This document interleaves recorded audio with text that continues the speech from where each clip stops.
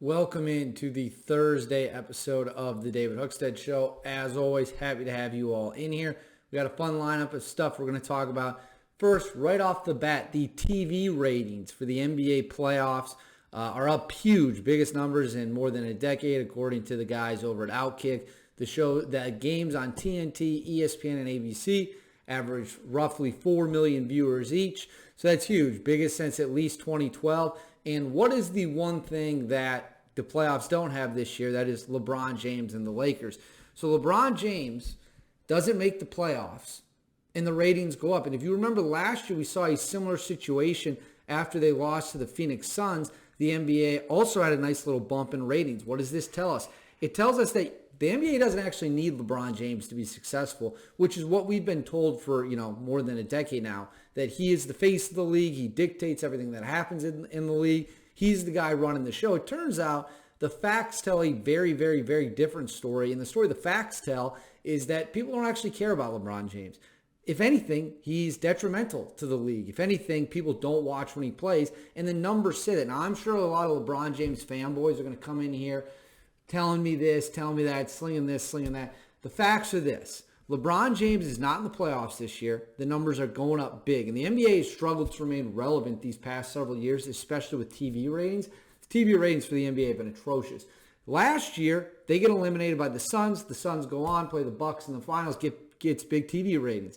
So we now have 2 straight years where LeBron James has been removed from the equation, and we see a huge bump, a huge increase in the NBA TV ratings. The fact of the matter is he's not a likable guy. He's polarized people. He's fractured the fan base. He's gotten very political. He says stupid things all the time. He refuses to stand up to the government in China. He bends the knee to them so that he can keep cashing his fat checks from Nike. That's the reality. Remember, when Daryl Morey, the former Rockets GM, got into a tiff with the Chinese government because he supported freedom in Hong Kong, something we all should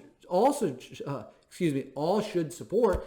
LeBron James went and said, yeah, we have freedom of speech, but there's consequences. You can hurt people with your freedom of speech. He literally is running cover for the CCP. He doxed a heroic police officer who had to shoot someone to stop a stabbing from occurring. He went after Kyle Rittenhouse. Kyle Rittenhouse had to shoot 3 scumbags because they went after him in Kenosha. So LeBron James, historically, over these past few years, has been on the wrong side of every single major issue. I can't remember the last time he said something that I actually fundamentally agreed with, and fans have had enough of it. He refused to stand for the national anthem. He embraced Colin Kaepernick. He pretends to be a victim, yet he makes millions and millions and millions and millions of dollars playing a game. And for that reason and many more, fans have had enough of him. They don't want to watch him play. They don't want to see him do anything, and the ratings reflect that. This is not me throwing out theories to you guys. This is not me just making stuff up. The numbers reflect that. The numbers in 2021 reflected that. The numbers currently in 2022 reflect that. And furthermore, if you remember the NBA Finals ratings from back in the bubble era in 2020, they were also terrible.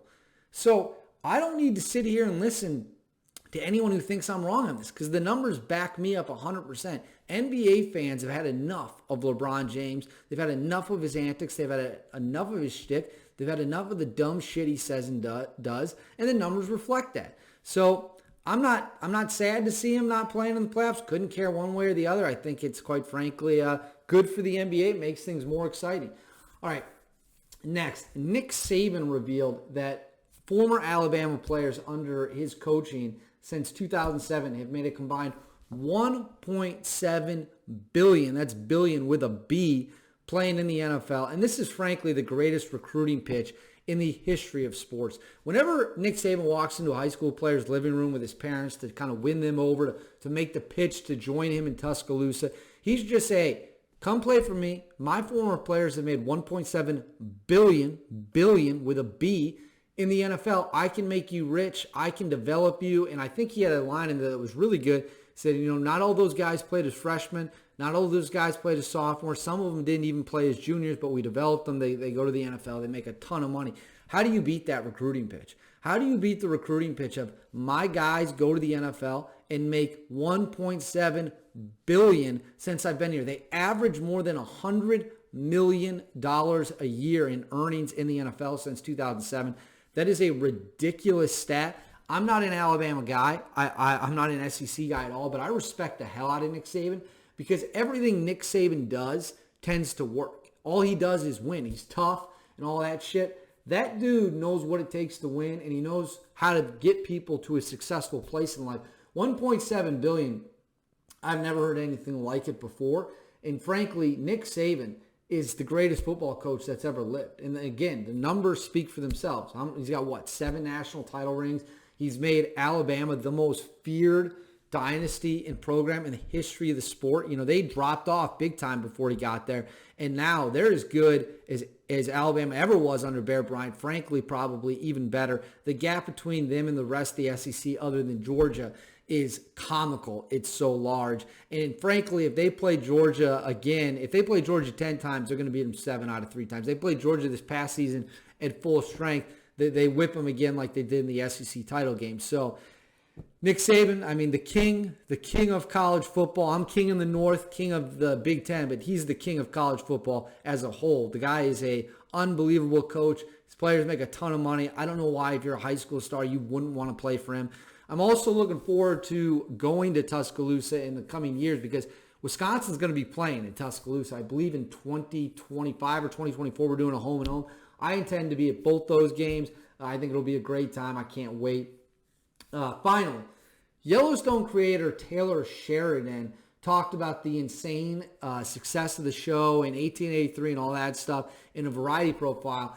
And we know a lot of people are trying to copy his mojo, copy his magic, copy the template and formula that led to great success for Yellowstone. And look, I watched Outer Range. Outer Range through 2 episodes is really good. New episode coming out tomorrow morning. It's not as good as Yellowstone, obviously, but again, we've only had 2 episodes. But everyone wants to try to dip their toes into the Taylor Sheridan pool of success.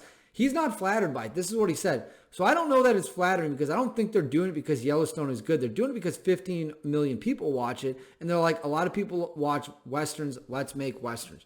Look, here's why Yellowstone and 1883 are so successful. It's not very hard to figure out. They feel authentic to people.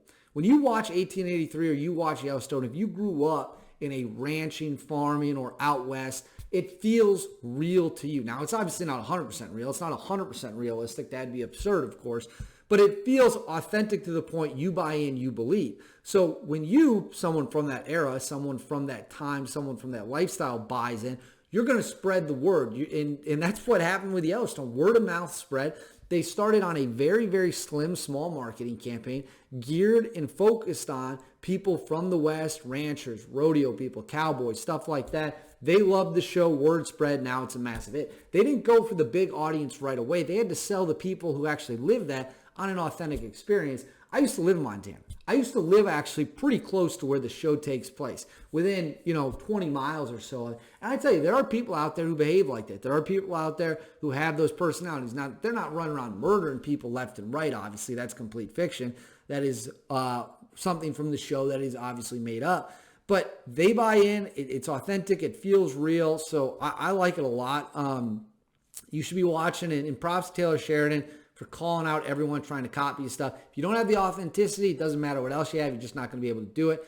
Anyways, that's all we have for the Thursday episode of The David Hookstead Show. Make sure to tune in Monday for an all-new one, and have a great weekend.